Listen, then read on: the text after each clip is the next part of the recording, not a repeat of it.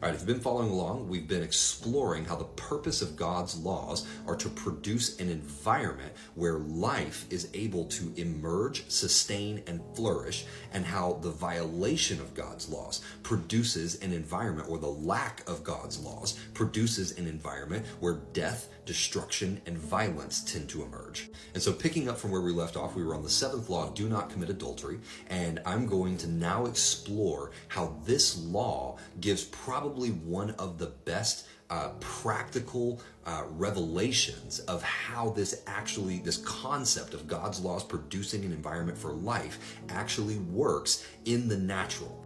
So let's take this in a purely practical sense. What is adultery? Adultery is when people are having sexual relationships outside of a marriage. Now, you have fornication, which is two people who were not married and having sex. You have adultery, which is a person or two people who are having sex with people outside of the marriage that they're currently in. But I like to wrap all of that into one because ultimately sexual sin produces the same outcome. So with that as our context, let's look at how this law actually produces an environment for life to emerge, sustain, and flourish. So the whole purpose of marriage is to create an environment where a child, a new soul, a new consciousness is able to enter into the world within a safe, stable construct so that their life can emerge, sustain, and then through the process of raising them up and maturing them as good parents, then that child is able to go out and to flourish. And so when someone commits adultery, this disrupts the structure that was designed to produce a safe and healthy environment for life to emerge, sustain, and flourish. And you can see this in a number of different ways. When you add sexual immorality into a culture, here are the things that emerge through that process. Broken hearts, people who slept together and became one with one another and then broke up, and the damage that is done relationally when two people sleep together versus the damage that is done when they just know each other and then stop being friends. The damage is greater once you cross over that physical boundary. And so the intensity of damage in relationships goes up exponentially. You have unwanted pregnancies that are occurring in an unsafe environment now because you're doing the act to create a child outside of the structure that was designed for life, right? To emerge, sustain, and flourish. And so life is now being brought into the world separately from the environment that was designed to protect it, which then leads to the need for abortion and all of the stuff that goes along that path. Regardless of where you stand on the abortion debate, I think everybody would agree that aborting a baby is not a good thing, right? Regardless of where you stand, women's rights, all this other stuff, none of that matters, right? I think if you even asked a woman who had an abortion, they would all probably say, this is not a good thing. It may be a necessary thing. It may be a thing that had to happen. It may be something that we accept as a society. But I don't see anybody out there arguing like, this is good, we should do more of this. And so what adultery is, it is a deviation from the order that God has created, the structure that God has created, that is intended to produce a safe environment for the emergence of life. And so when you add adultery into the situation, I even covered divorce. I mean, God, divorce is probably one of the most, if not the most damaging of all of these, because now you have a child who is torn between two parents where previously they were together. And so they had a safe and stable environment. And now that stable environment has deteriorated in front of them. And we already know the psychological damage that does is astounding. So, add divorce into it, which results from adultery oftentimes. So if you just take adultery as like one example where you can really see the practical effects of this concept that God's laws are intended to produce an environment where life can emerge, sustain, and flourish. And then when you violate those laws, you create an environment of disorder, okay? And then from an environment of disorder emerges destruction. And you can see that so incredibly clearly just with this one law. Okay, so Then adultery, to sum this up, is do not commit adultery. That law is intended to govern at the high level, the relationship between humans, right? Human to human, just like honor your mother and father. Pretty much all of the last five are essentially related to how we relate to one another. So these laws are intended to govern how we relate to one another. And then not committing adultery, yet again, another example of how we relate to one another. But when taken to its extreme, you can also see that it also governs it governs sexual relationships and male-female relationships as well. And so there's layers to the relationships that this governs. And that's really the amazing things about God's laws, really everything that God does, to be honest. Like, nothing he does is singular. Everything he does is multifaceted and has nearly infinite layers. Like, you could dig on each one of these laws and probably find multiple points where that governance expresses itself in practical ways. And one of the ways that you can tell that that this law is truly amazing is that if you sat down with pretty much anybody, you are going to be hard pressed to find a person who's going to go, this is not a good thing if we were to have a society that upheld it. Like, nobody's going around saying, you know what, it would definitely be better if we had more adultery. It would be better if we had more murders, if we had children that were, garbage to their parents, right? Like, nobody's going around like advocating for this. And that tells you that there's something unique and inherently fundamental to our existence that is built into these laws, and that's amazing. Okay, so let's continue. So now we're on to number 8, do not steal.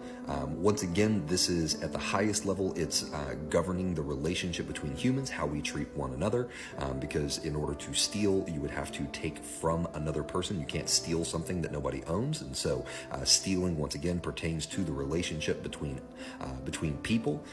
Then do not lie, which this one is actually very specific, and one that's frequently misquoted. It's not do not lie. That's incorrect.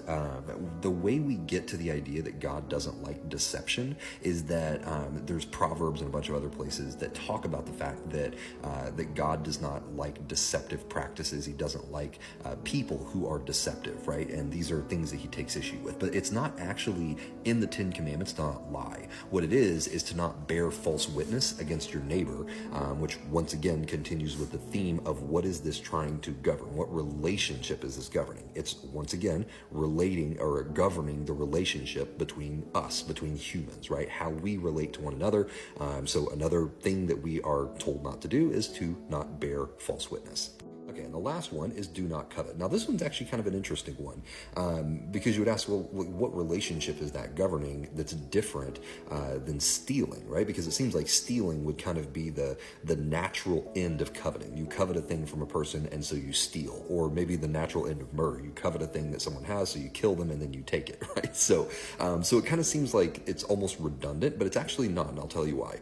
So do not covet actually has to do with comparison. What this one is governing is the relationship to how we view other people and how we contextualize other people's lives and the things that they have. And it's basically governing the relationship by giving us the proper framework, which is do not compare. Because if you don't compare, you can't covet. Right? The way you get to coveting is by comparing. You see something that someone else has that you don't have, and then you desire that thing that they have, and now there's a comparison going on. And so what it's essentially governing is the way that we position ourselves in reference to others and to the things that they have. So kind of like command number 1 about no other gods and command number 2 about idols. 1 is with reference to the direct connection to the thing. That's where do not steal comes in, if you were going to do like a comparative. And then no idols has to do with the conceptualization, how we conceptualize God.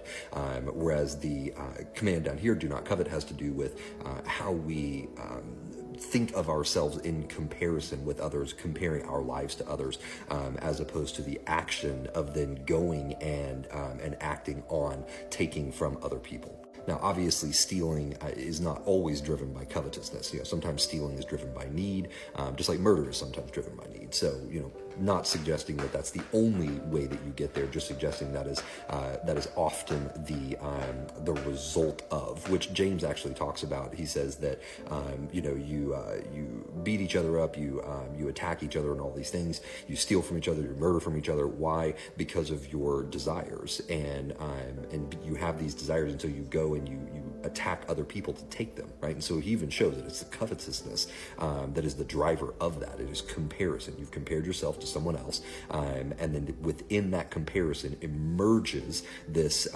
desire, and from there, you act on it and you carry all this other stuff out. But again, this one is actually governing the comparison function within how we relate to each other. Okay, so just to sum this entire teaching up, if you've been following along for all 4 or 5 or whatever number this is now, basically what we've reviewed is that the laws that God puts in place are about governing relationships of the things that he has created. So in the natural laws, the laws of physics, the laws of, which I think gravity is a law of physics, but whatever, right? Law of gravity, law of all the different laws that hold the universe together. All of those laws are designed to produce an environment where life can emerge, it can sustain, and it can flourish. That is the purpose of God's laws. And so you have the natural laws that govern the universe, and then you have moral laws that govern how we as human beings relate to both the universe and one another. And so we just reviewed the entirety of each command in the 10 Commandments and showed how each one of these commands actually governs a relationship between human beings and something outside of themselves. And that is what the actual spiritual understanding of the 10 Commandments is. Now, I want to clarify, all of these commands had very practical and specific applications in the life of Israel, okay? So I'm not neutralizing the practical components, like Israel, do not go and make idols, right? By saying that the relationship that was that number 2, don't make idols and don't worship idols, right? Saying that law was designed to govern the relationship between humans and their conceptualization of God is not saying that it was not also to govern the physical making of idols. That's the thing you always have to remember with biblical concepts, is that they're layered. There is the natural realm where they find expression. Okay, so we have the just like the sacrificial system that Israel once had. This was a natural. In the natural realm, it was an expression of something that was happening in the spiritual, a type and a shadow of something that was happening in the spiritual. But just because it was a type and a shadow doesn't mean that the action, the actual practical carrying out of the thing is neutralized by the spiritual. It's just subordinate to the spiritual. In the same way that Jesus said, I didn't come to abolish the law, but rather to fulfill it. So in grace does not abolish the law. It is just greater than the law. All right, so I think we covered all of this. I hope this was helpful. I know, the 10 Commandments is one of those things that a lot of times people kind of feel like, well, this is Old Testament, we're under grace, we're not under law, so this stuff isn't important anymore.